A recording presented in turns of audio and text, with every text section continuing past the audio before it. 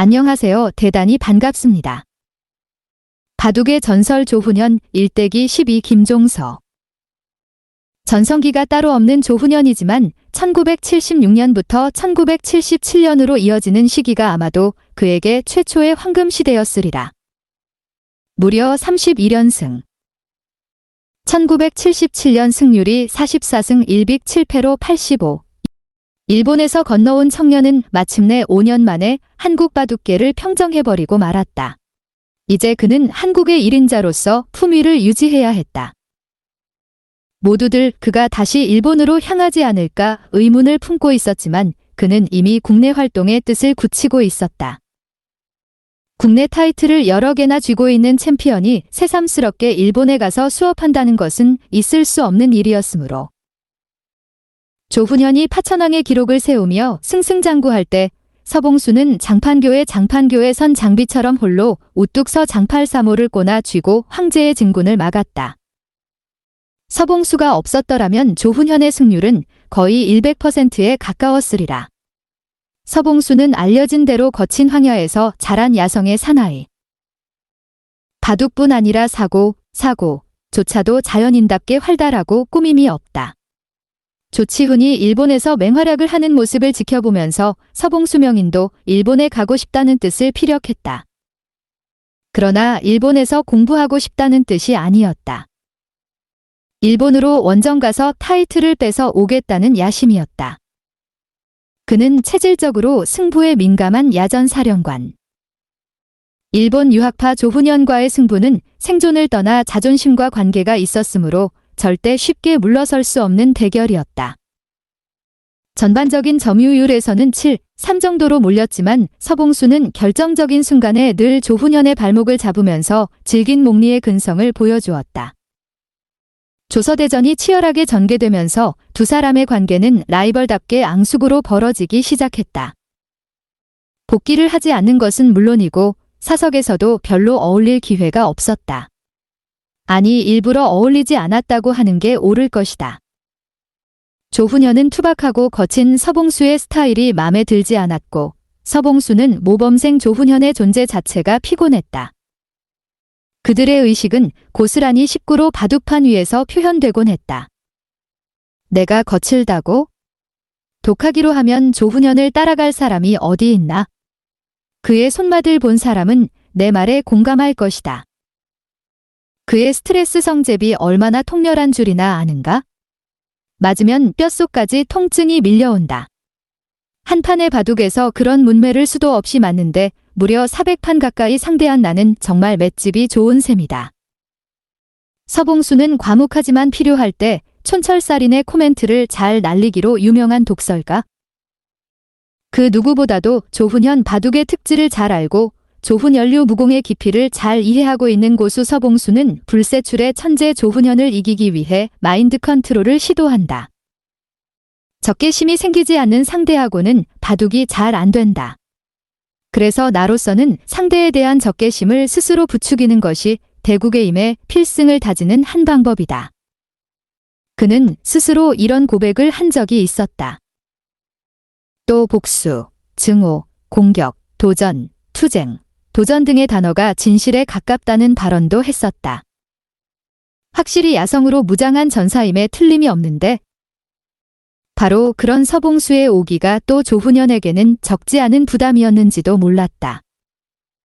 지금까지 프로기사 두 사람이 공식 대국을 300판 이상 둔 기록은 이들이 유일한데 그 무렵 거의 모든 타이틀전에서 두 사람은 공성과 수성을 거듭하며 패권을 다투었다. 운당여관에서 주간지와 만화책을 교대로 읽었다는 전설도 이때의 일화이고 다 이긴 바둑을 놓고 확실하게 상대의 뼈를 부러뜨리기 위해 55분을 장고했다는 상대는 얼마나 피가 말랐으랴 에피소드도 이때의 풍경이었다. 조서대전의 처절한 기록은 이제 시작일 뿐이었다. 아무튼 잘 나가는 조훈현은 슬슬 국제바둑계에 이름 석자를 내놓기 시작했다. 대만의 명인 주함형을 가볍게 눌러주었고 일본 바둑 관광단을 이끌고 내한한 다카가와 고천수격, 구단을 꺾어 한국 바둑이 녹록치 않다는 것을 과시했다. 1978년 11월 만 6년 만에 조훈현은 일본 땅을 다시 밟았다. 스승 세고의 7주기 행사에 참석하기 위해서였다. 니시오기의 스승집 정원에 다시 선 조훈현의 감회는 말로 표현할 수 없었다. 이런 걸 금이 환향이라고 해도 될까? 니시오기는 이국의 마당이었지만 그에게 있어서는 정신의 고향이라고 해도 좋은 곳. 이곳을 떠나갔다가 한국의 바둑왕이 되어 다시 돌아왔으니 스승의 영정 앞에 부끄러움은 없었다. 그러나 스승의 소원은 제자가 다시 일본에 돌아와 기성이며 본인방, 명인 등의 타이틀을 획득해 대성하는 것. 조훈현은 착잡했다. 말로는 어찌 올릴 수 없었어도 한국에서나마 최선을 다해 대성을 이루겠다는 다짐을 속으로 꾹꾹 다지고 있었다. 그러나 일본 기원 관계자들은 한국의 국수 조훈현을 귀빈으로 대접해 주었다. 오래전에 귀국했지만 조훈현은 일본 기원 소속 기사로 등재되어 있었다. 일본 기원 5단으로 귀국한 조훈현이 몇 년 만에 한국 바둑계를 평정한 사실이 그들로서는 결코 싫지 않은 일이었을 것이다. 세고의 9단의 추념식을 끝내고 일본 기원에서는 한일 양국의 정상의 맞대결을 기념대국 형식으로 마련했다. 당시의 1인자는 기성위를 보유한 후지사와 9단. 조훈현은 흔쾌한 기분으로 바둑판 앞에 앉았다. 후지사와 기성은 실전을 통해 바둑을 가르쳐준 또 다른 스승이었다. 승패를 떠나 자신이 얼마나 성장했는지 보여주고 싶은 마음이었다. 결과는 불계승. 친선대국이었지만 일본 바둑계는 조훈현이 후지사와를 물리치자 고개를 갸우뚱했다. 에이, 후지사와가 편하게 두었겠지. 어디 진짜 세졌는지 검증해보자. 그 다음으로 고바야시, 소림광일, 8단이 나섰다. 고바야시 8단은 기타니 도장의 핵심 멤버로 각종 기전의 본선 무대에서 맹활약하고 있었던 강자. 그 바둑도 조훈현은 가볍게 불계승을 거두고 말았다. 저런, 쉽게 볼 상대가 아니네. 바로 그때부터 일본 바둑계에서는 조훈현에 대한 경계 경보가 발령되었다. 1978년 봄까지 조훈현은 국내 공식 대국 35연승을 기록한다. 한국기원 기사 전적표를 보면 그 당시 조훈현의 칸에는 패국을 의미하는 검은 동그라미가 보이지 않는다. 두기만 하면 이겼고 그 내용도 충실한 바둑이었다. 명실공히 한국 최고의 기사로 자리매김하면서 생활도 안정되어 갔다. 그때까지만 해도 바둑 기사들의 평균 수입은 형편없었다. 오직 성층권의 타이틀 보유자 몇 사람만이 간신히 전업기사의 체면을 지킬 정도였다. 바둑밖에 아무것도 할 줄 모르는 조훈현은 바둑으로 살아가야 했으므로 그저 열심히 바둑만 두었을 뿐이었다. 공식 대국 35연승은 당시까지 전인미답의 신기록이었다. 승수도 대단하지만 거의 모든 대국이 타이틀전이거나 본선 대국이었으므로 승국의 질도 기름진 것이었다. 그의 독재를 저지하기 위해 모든 기사들이 각오를 새로이 하고 돌아가면서 공격을 감행했지만 처절하게 응징을 당하고 물러서야 했다. 모든 타이틀전이 영봉으로 마감되었다. 그는 이기는데 익숙해졌고 상대들은 두기도 전에 패배를 예감한 상태로 임해야 했다. 강자라 해서 조훈현이 쉽게 둔 바둑은 드물었다. 그는 매판 최선을 다해 바둑을 두었다. 최선을 다한다는 것은 상대를 이기기 위해 최강의 수를 구사한다는 것. 그렇기에 그와 일합을 겨뤄본 상대들은 조훈현의 완력에 기가 질리는 경우가 많았다. 다음에 다시 만나면 위축될 수밖에 없는 것이 당연했다. 정작 조훈현은 상대나 기록에 그다지 큰 의미를 두지 않고 자신과의 싸움에 골몰하고 있었다. 자신의 중심만 흔들리지 않도록 균형추를 세우다 보면 승부의 성취는 저절로 따라오는 것.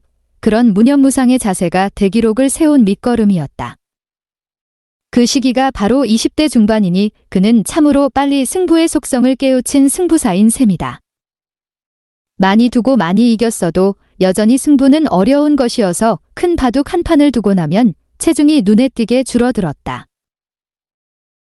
규칙적인 군대 생활을 통해 균형 있는 몸을 만들었지만 전역한 이후에 조금씩 체중이 줄었다.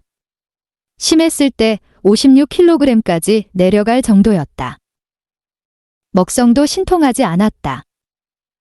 비위가 약해 기름진 음식을 꺼려 했고 그저 과일이나 생선살 몇 점으로 끼니를 때운 적이 많았다. 그런데 담배는 하루 서너 갑을 피워댔으니 살이 붙을 일이 없었다. 바둑 행마처럼 날렵한 몸, 그래서 붙은 별명이 제비였다. 1979년 김희중 6단과의 기왕전 도전기를 지켜본 조선일보 관전기자 박치무는 조훈현을 부드러운 바람 빠른 창이라고 표현했다. 그가 쓴 글은 조훈현 선곡집의 머리글로 실려 오래도록 바둑 팬들에게 회자되고 있는 명문이다. 한 마리의 새가 허공을 난다. 그 새는 날개를 퍼덕이지도 않으며 갈기를 세우지도 않는다. 바람을 일으키지도 않으며 다만 바람을 따라 소리 없이 움직인다. 조훈현은 질풍은 아니다. 그는 상대를 다치거나 상대를 파괴하지 않는다. 지극한 평화주의자처럼 매우 부드럽게 전진한다. 그래서 상대가 여유 있는 포즈를 취하면 어느새 옆구리를 아프게 조여놓고서 상대가 온몸을 긴장시키면 벌써 언제 그랬냐는 듯 허공을 본다. 중략. 기왕전 도전기를 보면서 나는 묘한 느낌을 받았다. 조훈현은 확실히 강했다. 그러나 종잡을 수가 없었다. 확실한 것은 조훈현은 검의 명인이 아니라 창의 명인이며 그것도 단창의 명인일 거라는 느낌이었다. 도전기 전 사국을 통하여 조훈현은 바람처럼 움직였다. 나뭇가지 끝에서 살랑거리기도 했으며 상대의 세력 곁을 민첩하게 스쳐 지나가기도 했다. 이윽고 균형이 깨진 뒤 상대가 하지 못한 공격을 감행해올 때 빠른 창으로 꿰뚫어 버리곤 했다. 그는 부드러운 바람이며 빠른 창이었다. 그렇게 쓰고 나서도 박치무는 조훈현 바둑의 특질을 명쾌하게 글로 뽑아내지 못한 아쉬움을 두고두고 탄식한다. 그럼에도 불구하고 조훈현의 세계는 여전히 깜깜하다. 그를 부드러운 속도감 그리고 감각의 탄력성으로 표현해 보았지만 여전히 김인의 중후함, 하찬석의 죄는 힘, 서봉수의 자성, 정창현의 예리함 등처럼 하나의 이미지를 선명히 보여주지 않는다. 실로 나는 그의 이미지에 정확히 접근할 수 없었다. 비몽사몽 속에서 그의 세계로 저벅저벅 들어가 보았다고 말한다면 좋겠다. 그 꿈속에서 그의 세계는 회색빛이었고 바다미처럼 안으로 침잠한 채 부드럽게 출렁거리고 있었다. 조훈현은 완성되지 않았다.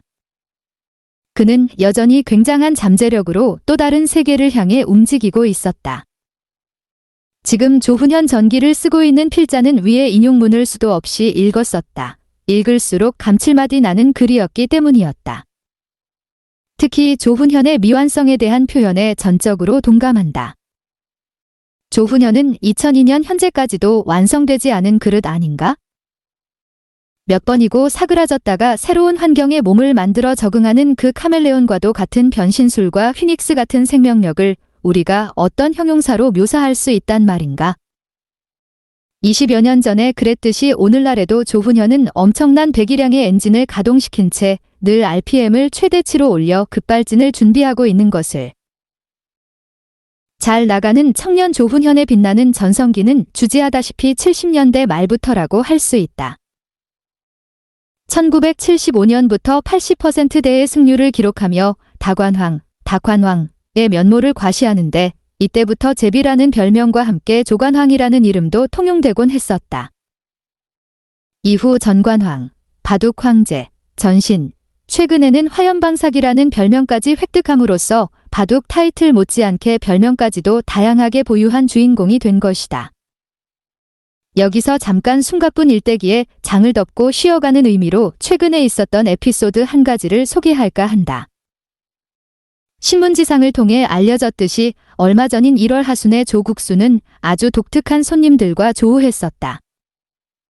그들은 일본 만화계를 주름잡은 우고스트 바둑왕의 원작자 오타 유미 씨와 출판을 담당한 지병사, 편집장 다카하시 씨였다.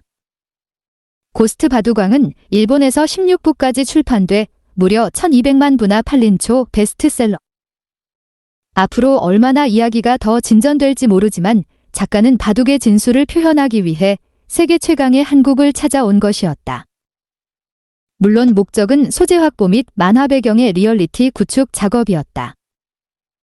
그들은 한국 바둑인들을 만나기 위해 국내 협력사인 서울문화사에 협조 요청을 해왔고 서울문화사의 김문환 편집장은 대학 동창인 필자에게 SOS를 타전함으로써 어렵사리 취재 일정을 잡게 되었다. 그들이 원하는 일정은 조훈현 국수 면담 및 자택 취재, 강철수 화백과의 대화, 한국기원 및 바둑 TV 스튜디오 탐방, 유명 바둑도장 권감용 도장, 한국기원 원생들 수업과정 취재, 한국의 일반 기원 스케치, 소소회 연구실 탐방, 신혜기사 자택 탐방 박영훈 천원, L집의 참관 등이었는데 짧은 일정에도 불구하고 그들은 그 모든 스케줄을 완벽하게 소화하고 돌아갈 수 있었다. 거기에는 우리 바둑인들의 후한 인심도 일조를 했지만 무엇보다도 고스트 바둑왕이 한국에서도 꽤나 알려진 작품이었기 때문이었다.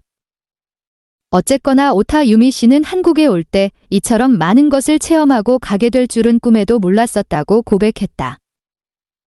필자가 그들과 나흘 동안 동행하면서 인상 깊었던 몇 장면을 간략하게 기록하자면 샵1. 조 국수의 평창동 집에서 인터뷰를 끝내고 기념 촬영을 하는데 기왕이면 대국 장면을 찍자고 제2회 바둑 황제와 마주 앉은 다카하시 편집장이 대뜸 백도를 한 움큼 집어들고 돌을 가리자고 한다.